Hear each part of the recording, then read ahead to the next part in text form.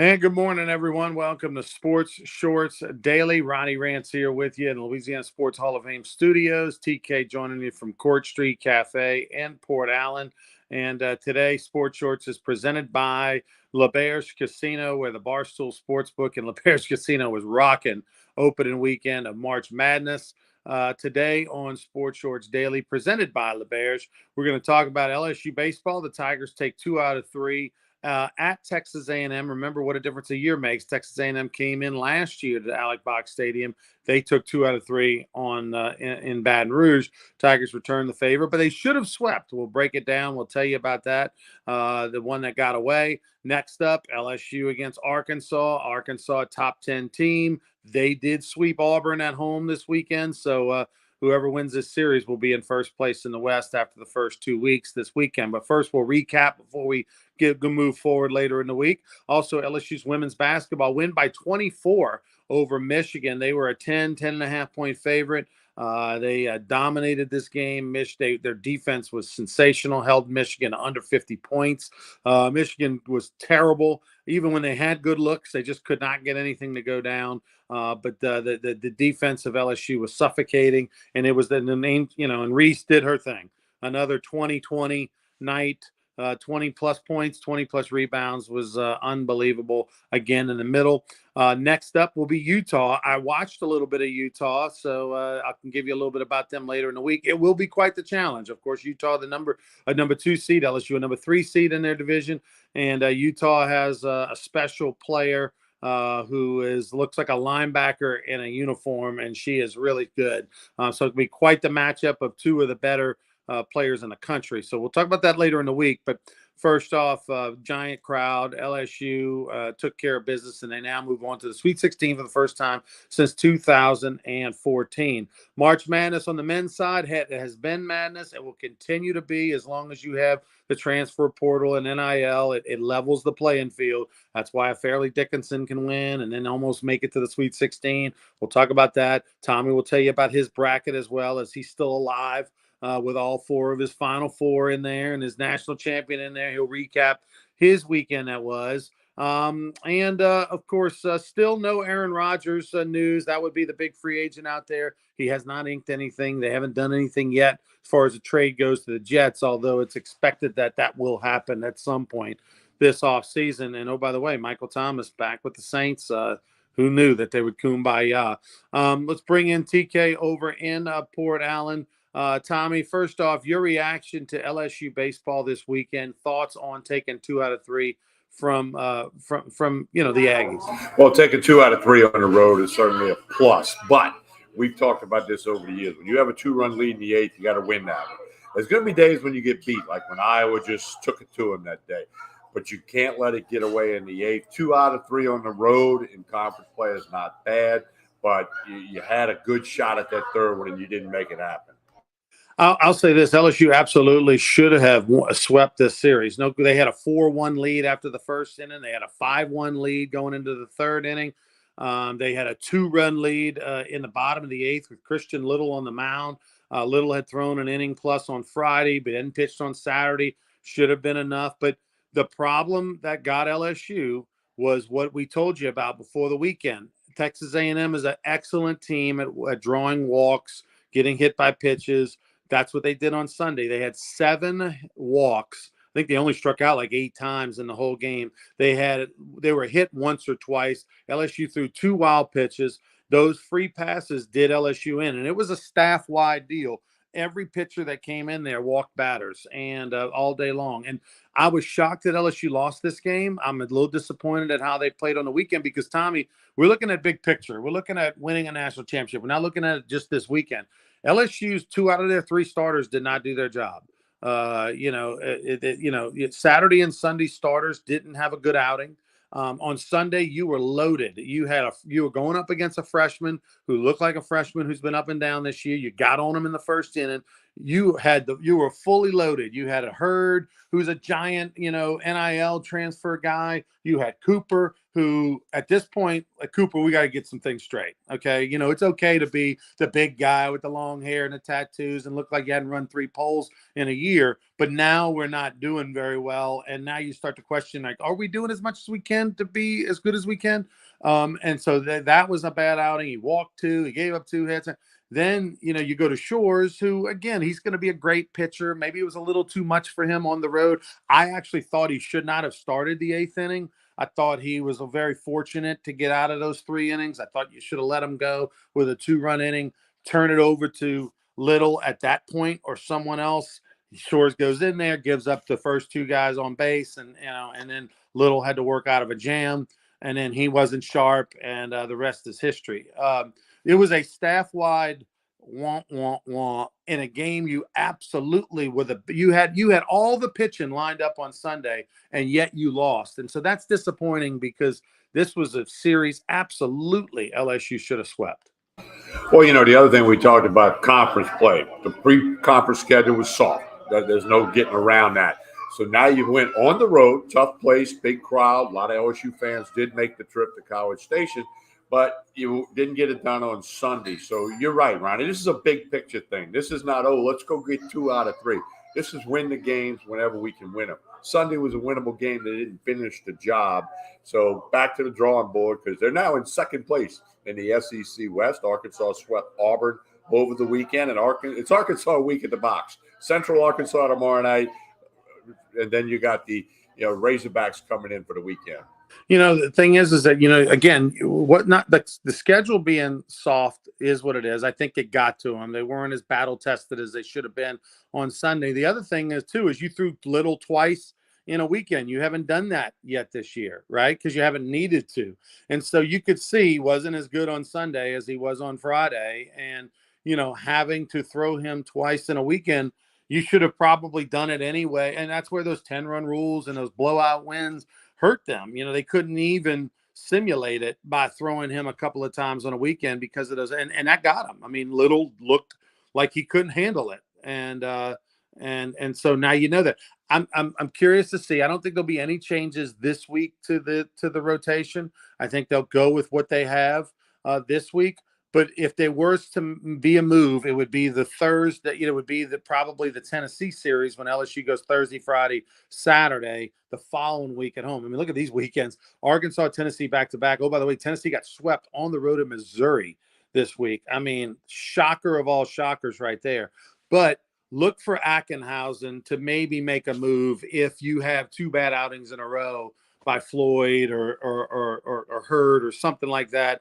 If Floyd and Hurd have 2 bad outings in a row and Ackenhausen does his job coming out of the bullpen another time because he's been perfect this year, maybe they decide, let's put Ackenhausen in there in that 3rd game or first game or something like that.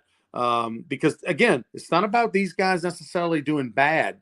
LSU has too much talent and too many good options to just sit there and ride or die with pitchers. And I'm not saying it's time to make a move. I'm just saying that because you've got such good pitchers behind the starters, like a Garrett Edwards, like an Ackenhausen, who I think Ackenhausen would be the one that you could probably say, hey, go get me 5 innings on the second or third week of the game of the weekend, and he could do it for you. That guy's going to be pushing those starters to be on their game. Well, the other thing, Saturday, Ronnie, the 1, 2, and 3 hitters were 1 for 14. Yet you still had 13 hits and 12 runs. Right. So that's proof of the depth and the talent that anybody can get you in the bottom of the lineup, can be strong, all that good stuff. Now, with Shores throwing over the weekend, maybe Helmers goes Tuesday night, tomorrow night against Central Arkansas. I don't know, but I'm like you. They're going to evaluate everything, then make some decisions going forward. And, you got to take 2 out of 3 in the Razorbacks this weekend, if not all 3. But that's going to be a tough job. Arkansas has only got 2 losses all year, just like LSU. And they're a top-ranked team, and they know the drill. Van Horn's a very good coach. They're going to come in ready to go. Yeah, it's going to be a big weekend. Of course, they'll probably take out their frustration and get things right on Tuesday. They'll throw the house, but unfortunately, their house is a lot better than Central Arkansas's house. It's this was not a perfect weekend, but yet you still won a tough series on the road. It's clear that LSU has a little bit of trouble against lefties. I mean, like we've now seen it, right, a few times. And A&M, they're going to beat some people. They got some good arms, and obviously that place to play is tough. So the good news is not a lot of people have good left-handed pitching out there. So it's not like LSU's going to see a ton of that. But I guarantee you they will see every lefty that anybody has because that's your only shot. You throw a bunch of righties in there, LSU's going to pound you. And you and I have no eligibility left, so they're safe from facing you and I. By the way, good news for Pearson, who last year as a freshman out of West Monroe High started in the outfield for a lot of the season, had 149 at bats. He had 299 on the year with 7 homers and 8 doubles. He kind of been lost on the bench, kind of a role player, not getting a lot of starts this year. And then all of a sudden had a good couple weeks of practice, had a couple pinch hits, and then showed him some love this weekend on the road. I think, kind of went out there and had a nice weekend offensively, and I think earned another start this weekend. I would agree with that, and it's going to be interesting to keep it going. It's going to be a fun ride for LSU baseball, but it's also going to be some interchangeable parts in the pitching lineup and, the batting order. Chance asked who we think should be hitting lead off. Well, what we think is not really going to matter, and you just got a lot of guys that could fill that role. It's just up to Jay Johnson. The thing about the whole leadoff thing is, this team, it doesn't matter because they don't steal, right? I mean, they don't really use the leadoff the way you would think they would use the leadoff. A guy that goes up there and takes a lot of pitches and draws walks and steals bases. That's what we think of a leadoff. They don't really have a guy like that. They don't use guys like that. So does it really matter? It's more about, hey, getting as many good at-bats for our good hitters. That's why, like, the analytics shows now the number 2 spot. For 100 years, the number 3 spot was the spot where everybody hit.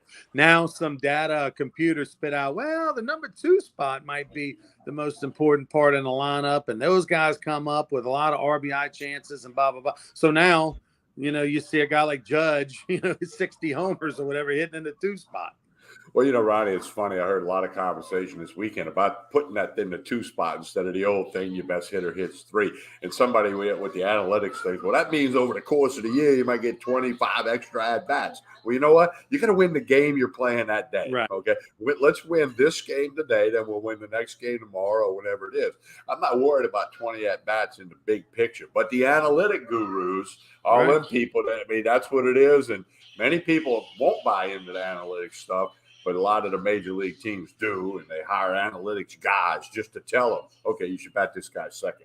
I mean, honestly, I would probably, not giving it a whole lot of thought, I'd probably go Trey Morgan in the leadoff just because if you wanted to steal a bag, he's more than capable of stealing a bag. He's got a pretty good eye at the plate.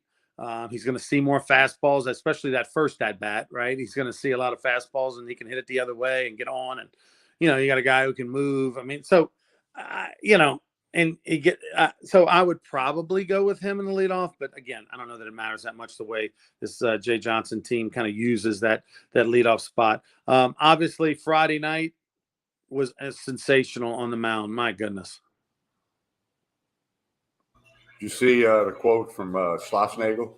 What did he say? His Skeens is in the wrong league. He needs to be in the American League or the National League. Right. And we talked about this weekend. I was working at USSSA tournament.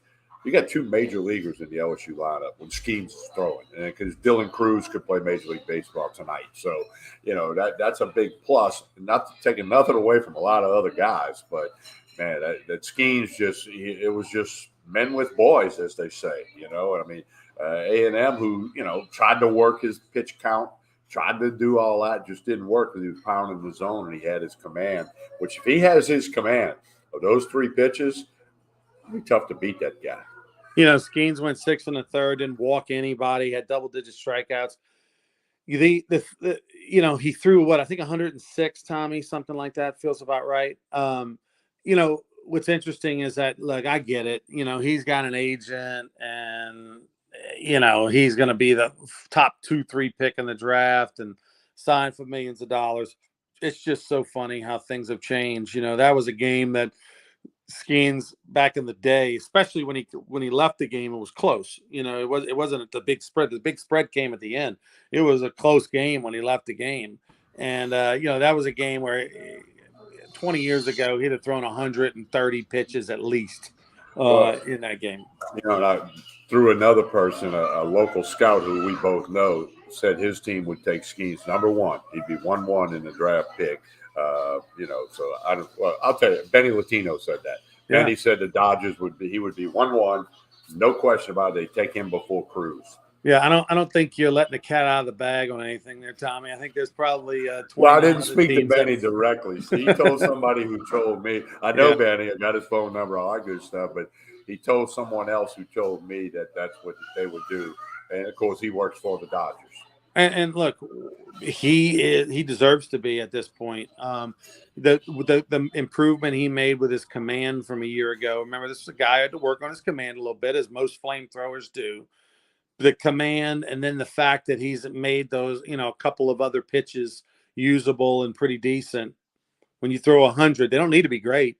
That slider changeup doesn't need to be like the best slider changeup you've ever seen. You just have to be somewhere around the zone so that people have to at least think about something else. And then it makes that 97 to 100 mile an hour fastball a tick even faster. So it's incredible. I'll be on the Skeens bandwagon. Tommy, yesterday's loss got me. Cost me a little coin. Say that one more time. Yesterday's loss cost me a little bit, Tommy. I had the Tigers on the money line. They were minus. I think they were minus 250, maybe, or something like that. Maybe I think they were under 300, but they were minus 2 something. Ronnie, I did something yesterday I very rarely did. I did a parlay in the basketball tournament. I parlayed 2 teams, thinking, okay, I feel good about this. I missed them both. Missed on Marquette and on Baylor, so I missed them. I missed on Baylor too. I thought they had a chance. They were getting 1.5 points. I thought Baylor had a chance to win that game, and they never win it. All right, so let's move on. LSU women's basketball, another sold-out crowd. I had some friends that went to the game. They bought 2 tickets in the lower bowl and StubHub with the fees and everything. It was like $330 a ticket. I mean, that's where we're at right now for women's basketball in the second round of the NCAA tournament in Baton Rouge. That's pretty impressive. But Kim Mulkey did the deal. Now she's on to Greenville, South Carolina. And was it Greenville, North Carolina? South Carolina. Did you see her outfit yesterday, Ronnie? I did, yeah. Well, I put it on our little promo. We always promo the time and the day of Sports Shorts Daily. And I put it on the promo so people could go back and look at it. But it was in the Advocate, so everybody saw it. Yeah, please like and share this video. Appreciate you, support. Look, LSU, I thought Michigan might give them some trouble. It's a veteran team. Michigan had a senior-laden squad. I thought they had enough weapons to where the 10 points felt about right, that LSU might win by 10. They could have won by more. LSU did not put the biscuit in the basket. They didn't have a good shooting night, especially in the first half. Michigan was just overwhelmed, I think, with the crowd, with the suffocating. That's where the crowd really helps teams, is on defense. It gives you that energy. It gives you that, intimidates the other team. It gives you that boost to get right in their hip pocket. And LSU just absolutely overwhelmed Michigan on the defensive side of the ball, and a dominant performance. They will obviously be challenged. They're stepping up. They're going to take on the number 2 seed Utah. They're number 2 seed for a reason. Shout out to Ole Miss, beat the number 1 seed Stanford. Well, a number 1 seed. They were the 4th overall seed. Beat Stanford on the road last night. An SEC team. Remember, Ole Miss gave LSU some fits in the PMAC when they played earlier this year on the women's side. That was the first time in 15 years. It'd been 14 years in a row that Stanford had made it to the Sweet 16 in women's basketball. They ended that streak. Yeah, tip your hat to them. The only time LSU, the first couple of minutes of the third quarter, Michigan cut into the lead a little bit. And, got it to 10 or trying to make that little run, but LSU answered, had a free throw, and then hit a 3 from deep. So and then it was over. It was all over after that. But, hey, big challenge against Utah in Greenville, South Carolina this Friday. I believe they're announcing the time, maybe as we speak or a little bit later this morning, the time and the network. I guarantee you that LSU is going to travel very, very well to Greenville, South Carolina. I would think I would think all totaled, you got a chance to probably have, 800 LSU fans, probably, maybe even 1,000 at the most, have a chance to go over there. But I mean, that's a good showing for women's basketball to travel that far. It's not like Utah is going to beat you in that category coming from all the way across the country. So opportunity for LSU fans to drive if they want to, where Utah doesn't really have that bullet. All right, so March Madness wise, who are your Final Four that you still have? Who do you have winning the national championship, and who crushed you on your bracket in the first two rounds? Well, I got Alabama winning it all. Okay, Final Four, I got them playing Tennessee, and then on the other side, I got Houston and UCLA. So my bracket is garbage, but the top four teams that I picked to reach Houston, where the Final Four is, what a story if the Houston Cougars do that. Right. And Jim Nance's last Final Four call, and he began in the student radio station at the University of Houston. He went to the University of Houston to play golf. His roommate was Fred Couples. So, there's a lot of stories building, especially if Houston gets there. But I got Bama winning it all. In fact, they were plus 450 to win it all last week. Now they're plus 350. I locked in on the plus 350. By the way, just for the record, Tommy is not doing his broadcast from a daycare facility. He's actually in a side room over at Court Street Cafe in Port Allen. They just have a giant party, so he had to move to a different spot. That's why you hear the screaming and crying and whatnot going on when he was talking. I think, TK, you're getting a little too caught up in the synergy thing with Nance and Houston. I actually think Miami's going to beat Houston when they play this week. So I got that's my little upset special. Take the Hurricanes to beat Houston this coming week. But I love Alabama. I actually put some money on Alabama to win the national championship after the first round. I just think they are. Look, anything can happen. That's why it's called Matt. But they are the best team. I've seen everybody play. Alabama is the best team, unless there's some sort of injury. They should win this whole big dance. Tell us about Court Street before we get out of here. All right, Court Street Cafe in Port Allen had some live music and crawfish last Saturday, and the daycare is about to come to an end, thank goodness. But Court Street Cafe, 805 Court Street in Port Allen, breakfast, lunch, dinner. You got a patio out front. The weather's supposed to warm up again shortly, so hopefully that'll be. And we had 80 degrees last weekend, 80 degrees this coming weekend, and we froze last night. But Court Street Cafe in Port Allen, the breakfast, the lunch, dinner. Great thing to do is connect on Facebook and Instagram. TK, I had frost on my windshield this morning when I got in my car at 8:15. Like the first time this year, I've had to run a little water and scrape it off. I mean, it's unbelievable. We were having a good time at Uncle Earl's on Saturday at the Earl-a-Palooza with Juvenile and Parish County Line and the Rue the Mascot and everything like that. Look for some posts today from our good time this weekend. We'll be tonight. I'll be speaking at the Denham Springs High School Booster Club at Big Mike's. I'll be the guest speaker over there, talking Rougarou and Louisiana Sports Hall of Fame. Also, the Rougarou Street Crew will be at in Central tonight. The CYL Central Youth League opening night starts. We'll be out there handing out pocket schedules and all that. So look for the Rougarou. We're all around town. Of course, our season starts May 30th. You can get tickets right now at a special rate, only $100. Get 4 people into every Rougarou game this summer. That's $1 a ticket. That's $100. Go to brrougarou.com and help support college baseball in these and right here in the capital city. For Tommy Christan, I'm Ronnie Rance. We'll be back on Wednesday for more Sports Shorts Daily. Until then, have a great one, everybody.